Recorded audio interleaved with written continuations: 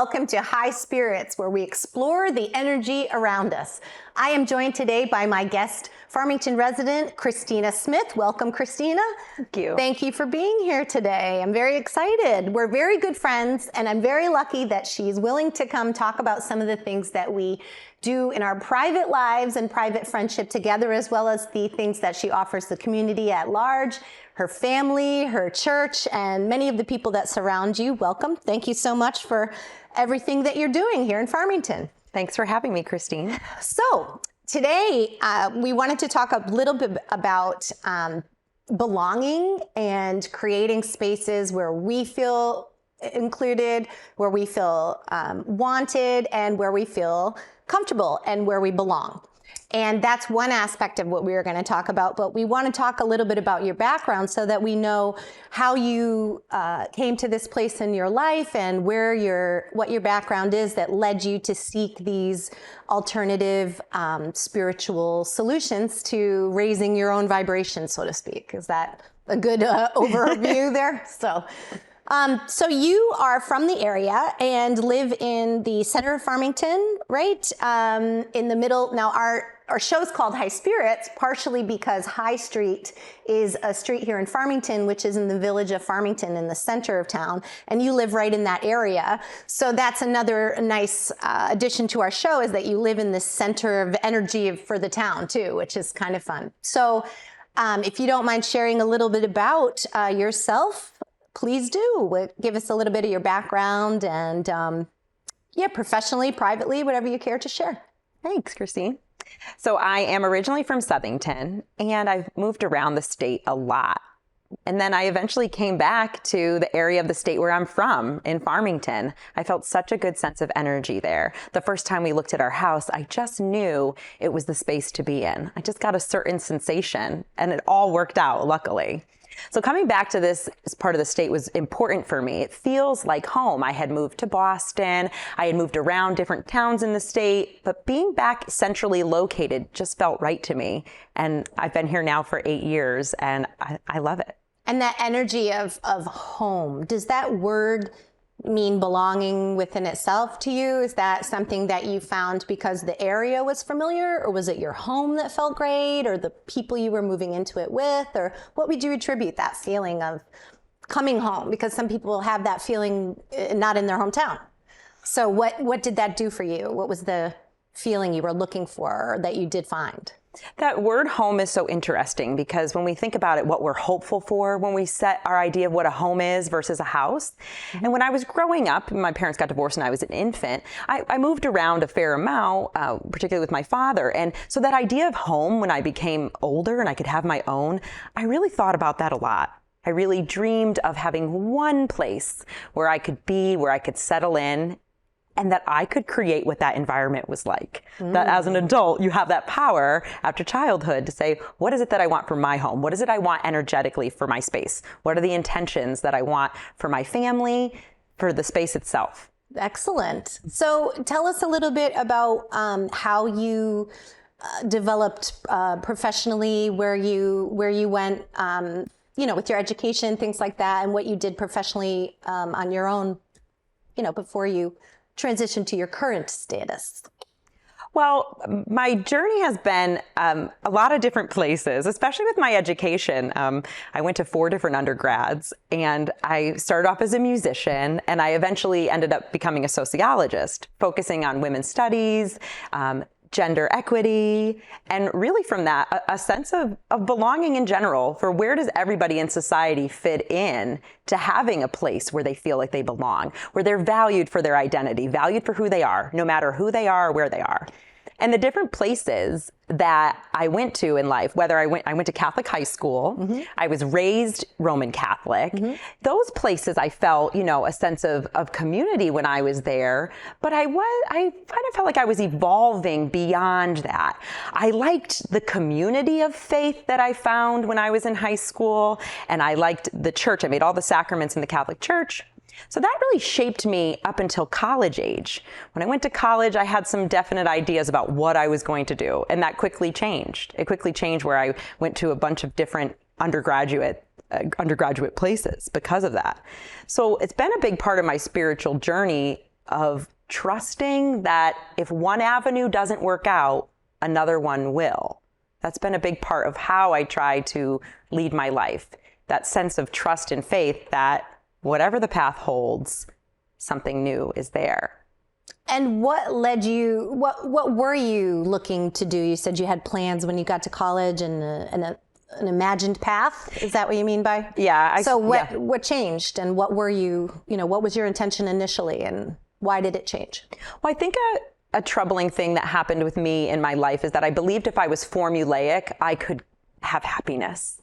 I believed if I went to the right music school and I got the right grades, and if I went through the steps of getting the internship and I got the job and I got the first husband, all those things in my early 20s, I really believed it was a formula. And I think I took that a little bit from my upbringing, from my faith background, from school. I was always serious with academics, of treating life as though if I do these things, it will all work out. And more of seeing that in a human way rather than seeing the broader sense of what my life's purpose and future is to be. So it got a little bit checkbox-like. That fell apart in my early 20s. Because why? Because something happened, or you personally? Well, it kind of all came apart because I realized that I wasn't happy just checking boxes. I wasn't happy jumping through hoops. You're not a sheep chameleon. Is that what you're saying? Yeah. And I think sometimes those human practices that we do, whatever it is in society that tells us, fulfill this degree, fulfill this relationship, all these expectations that we put on ourselves. For the pursuit of happiness. For the pursuit of happiness. I assume that's why they're. Yes. But I don't know that our best interest is usually included in these formulaic rites of passage as we grow. And if you don't examine them, you can commonly end up in a place that has nothing to do with you at all, right? Totally, Christine. And when I think about that sense of belonging, of how you feel that sense of belonging, if you're going through systems in life and checking boxes and jumping through hoops, then is that really your sense of belonging, or is it somebody else's sense of belonging? Yeah, are you belonging to something outside of yourself? Are you seeking a specific belonging to a group that has another checklist? Or do you have your own checklist, and do you create your own community? Yeah, I think we get to a point, many of us that would self-define as seekers per se, may get to a point in life where there is a choice to be made because these prescribed paths haven't really fulfilled us, right? And then what do you do? So what did you do? So when I was, the perfect word for it is seeking. Seeking instead of earning. This idea that I had to earn happiness. I had to earn X, Y, and Z in order to have happiness. Is that how it was in your home?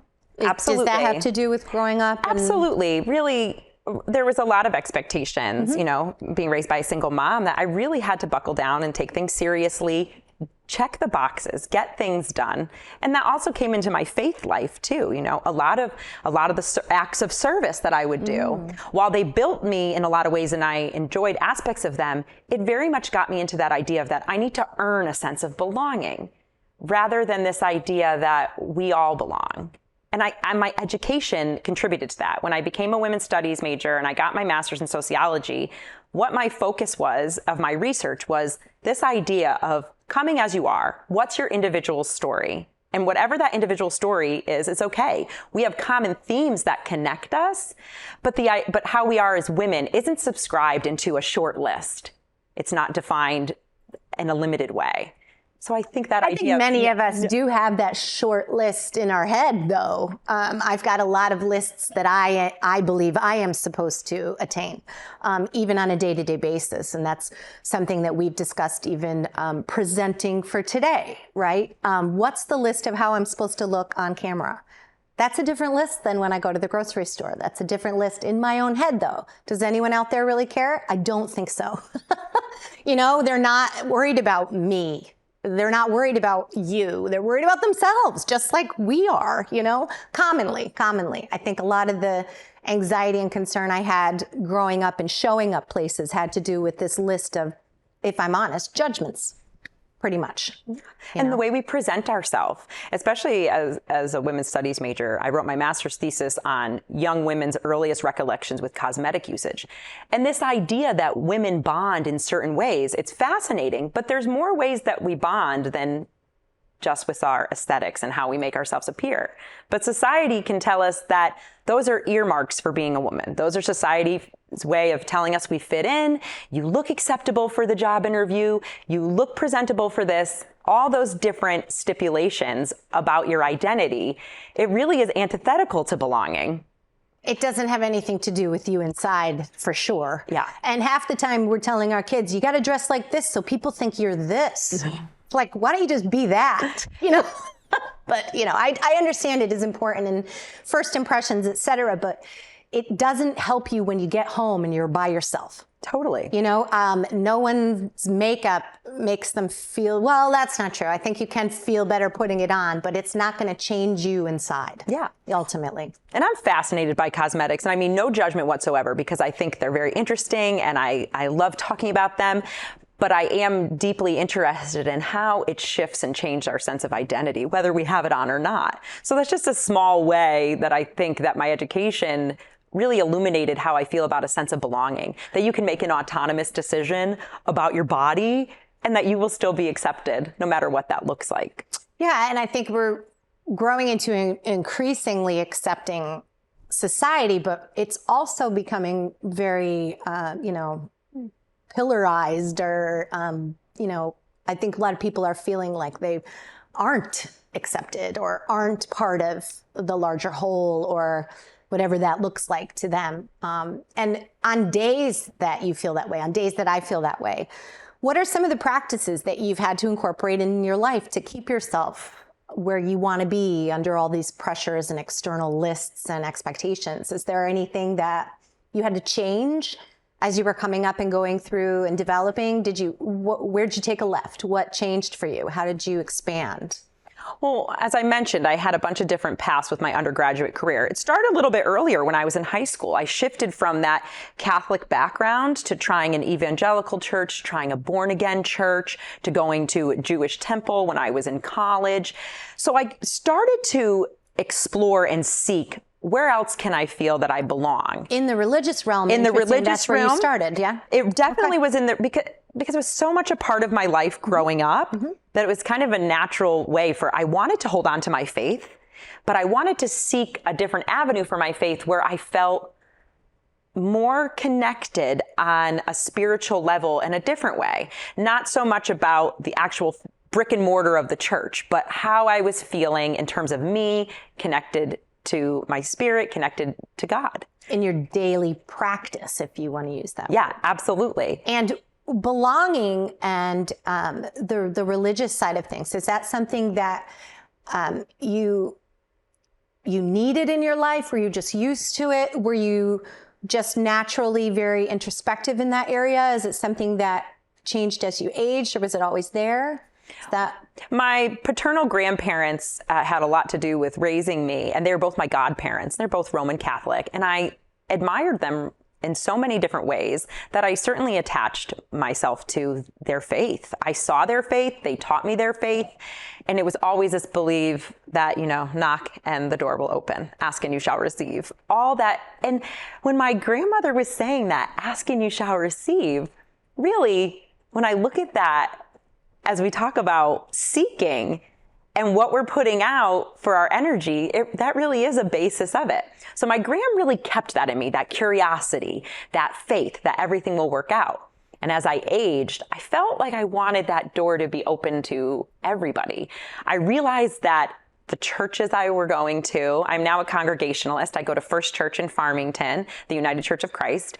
A big part of why I love that church is because it's open and affirming. I found that the places I wanted to be, whether I was studying sociology, whether I was practicing my faith, were places where all people, no matter what walk of life they were on, they were welcome there. That really became my pillar. I want that for others. Do you think everyone that comes through the welcoming doors feels welcome? No. Where do you think where does that fit in, do you think? Because I love, first of all, if I may back up for a moment, the congregational churches in New England, Connecticut specifically, I believe New England, you could never become a town until you had a congregational church. So initially their intent was to be a meeting place where everyone could come, discuss, meet, etc., worship. And that, I love that that intention has continued with the Congregationalists, and that inclusivity still is the town kind of church house, meeting house. And Farmington's very, very typical that way, and that there's so many town things that happen at that church, and it's very much involved in the community. But amazing that you feel welcome there, even though they espouse that everyone's welcome. That's definitely an internal thing, I think. Yeah. If you feel you belong there, it's partially because they created an environment of belonging, but you need to feel that. Yes. You know? So that's, I think, why a lot of people, when they're seeking, they end up trying different places until it's an internal feeling of belonging. And I think at present, there's a lot of people that are trying to work on a sense of belonging in terms of their companies, their organizations, but to develop the culture of, yes. But that is not an easy thing to do, and it has a process. Personally, at my church, I feel very welcome there. I personally feel that, but not everybody who walks through necessarily feels that. Church can be so symbolic in so many ways to people, right? Just walking into that meeting house and what that feels like to have those sacred objects in front of you, all the altar, different things like that, what that power can feel like, what that can trigger for you based upon your own religious background too. But I love that the meeting house in Farmington is used for town things. Yes. Because it's an open church, it brings people in the door. And to say, this is a faith community that's open. And that means a lot. Everyone's welcome. So that is one area in life that, you can find organizations, you can find, groups that you can join, shared common interests. But for the individual, you were talking about, as you went through your education, wanting to help others. Well, how did that actually show up in your life? How did you end up making that become a reality? I started when I was in my undergrad. I developed a middle school program in Plainville, at the middle school of Plainville, and we had an after-school program called Girls Only. And it was through the Main Street Foundation, a wonderful local foundation. I got a grant through them, and I started this after-school program. It was just for young girls, 6th, 7th, and 8th grade. And we created a space of safety, of inclusion, of connectedness, a come as you are type of environment, a safe space for young, maturing women. And that really was the kickoff of me wanting to create spaces for others to feel safe and free all at once, to be able to feel the freedom to feel yourself and the safety to do it. That was my first move. And after that, when I was graduated college, right at, the peak of our economic crash, I decided to Which one? In 2008. All right. Actually 2007 is when I graduated, but I decided to look into healthcare and doing programs in healthcare because my skills that I had developed working with the middle school girls and in my undergrad, they were really developing translatable skills across different populations. So I started working down in New Haven, working with people affected by dementia. And I was a therapeutic recreational director. So what I really learned from working with that population is that being present and in the moment and meeting people where they're at is incredible. It's incredible to do for people with dementia, but it's incredible to do with anyone in your life if you meet them where they're at in that moment. It taught me invaluable skills of being impromptu, off the cuff. Some of my performance skills as a singer and an actress actually came into being a director there. So I was finding that I was able to work across different populations and create this sense of belonging. So it's this idea of how did you know they felt like they belonged? Creating the sense of it, what's the feedback you got as the creator of that space? How'd you know that you had successfully created it? I think people's emotional affect. And that's a part of what I've done in my career before being a stay-at-home mom is reading people's affect has been part of my work of really trying to look at how someone is doing in an environment, look at their body language, look at how they're interacting and assess it. Of course, talking to them one-on-one as well, but really being aware of how people are around you, of really trying to lean into how their body is, how they're feeling present. Will they return to a program again? If they didn't return, why didn't they? And a lot of that can be attributed to energy and reading energy. So as an empathic individual, you're sensing that person's emotional state and responding, and manipulating it into a higher state is the intention. Usually, like in a dimension, in a dementia dimension, you're going to want to bring people into a good mood, right? A good high energy level. And that's something that you do quite well, because you continue to facilitate groups, some private, and public in the school systems, et cetera. And recently you were teaching at Southern Connecticut State University, creating an environment in your classroom. And I think that's really a talent. And then you, as a mother, your home is this sacred, beautiful, comfortable place of belonging. When you come in, you feel welcome. And it's really a gift. Not everyone has the ability to do that. But like you said, there are visual cues, but there's an unsaid, unspeakable aspect, I think, of reading people that we kind of just innately do. But it's nice to acknowledge for a second. I appreciate you letting me cut in there.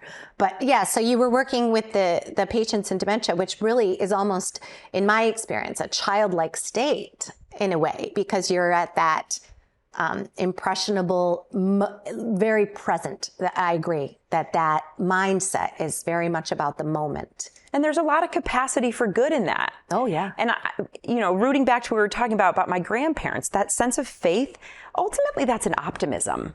That sense of faith is an optimism of what can we make out of this moment right here. And if you hold that as your pillar, then you end up manifesting positive energy in your life.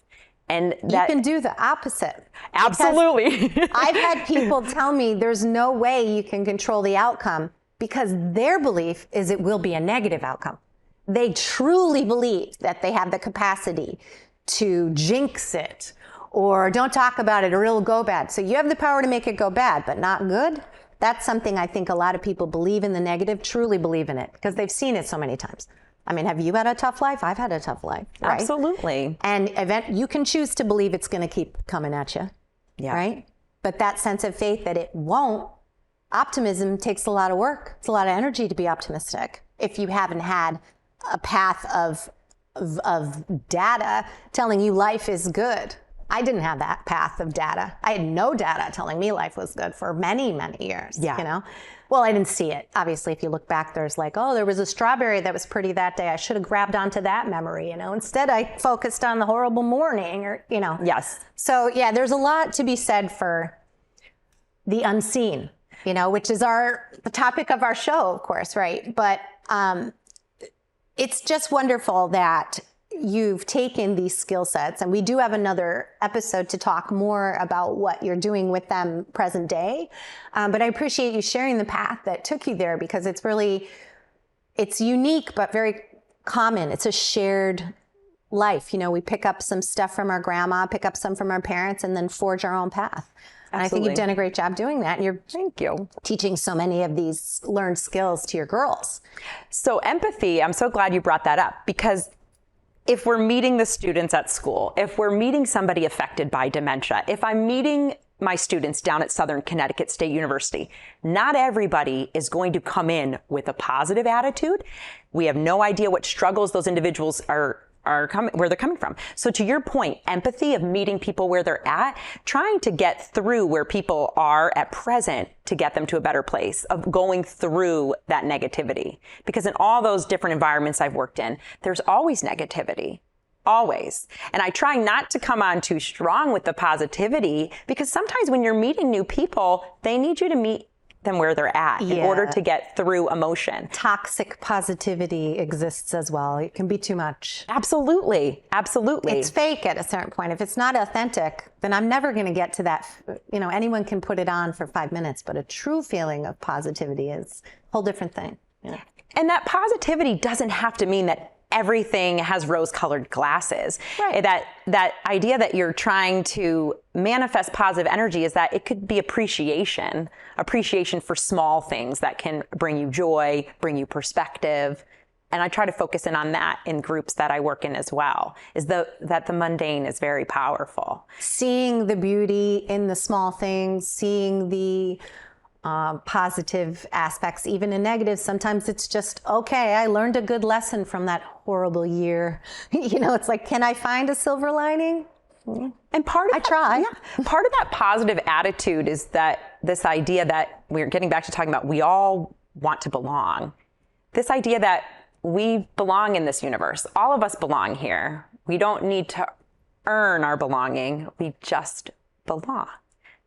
Well, thank you. That's a beautiful wrap up to a nice discussion about seeking belonging in ways that you can find it in your personal life and your environment. So thank you, Christina. Thank you, It was wonderful hearing your journey and all the gifts you have to share. And I look forward to hearing more about your personal exploration and your seeking of positivity and higher vibration in your personal environment. And thank you for extending that to our community as well. Thank you, Christine. Thanks for having me. It's a pleasure. Nice to have you here, and we will conclude our episode of High Spirits, exploring the energy around us. And with that, have a wonderful day.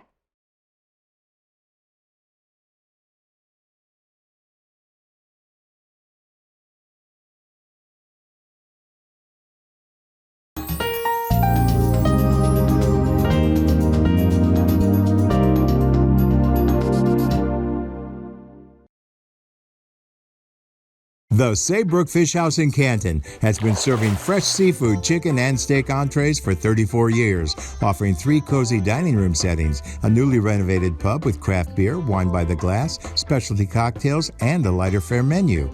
Open for lunch and dinner 7 days a week. Reservations accepted for parties of 2 to 42, and gift certificates are also available. The Saybrook Fish House, nestled at the crossroads of Route 44, 202, and 179 in Canton.